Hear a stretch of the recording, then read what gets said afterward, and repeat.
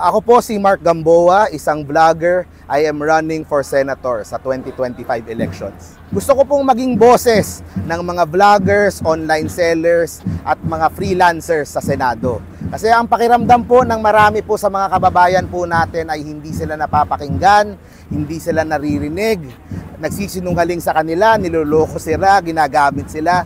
So gusto po nating maging boses ng mga netizens, ng mga ordinaryong Pilipino dyan po sa Senado.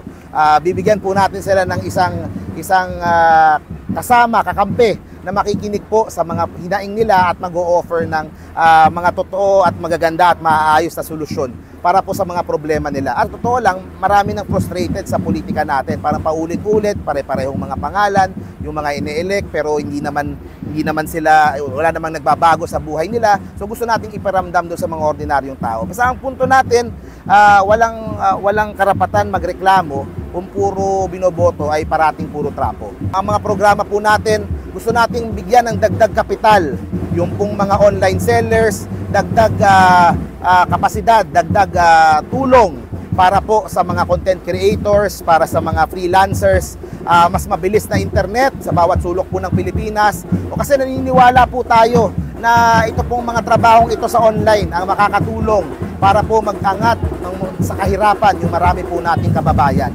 So yun po, at the same time gusto din po natin gumawa ng isang 24/7 na opisina na lalabanan po ang fake news. Okay, magmo-monitor, pwedeng i-report sa kanila, tapos po i-call out po nila, ipa-flag nila. Pwede nilang i-report sa Facebook, sa YouTube o di kaya sa NBI. Kasi po sa ngayon po wala pong natatakbuhan, wala pong pwedeng pagsumbungan pag po may mga fake news.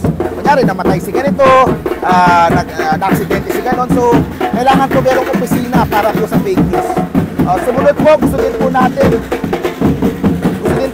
isang National Philippine ICT High School kung saan po magde-develop po tayo ng mga estudyante para po mga brightest na students natin na makapasok po sa technology sector.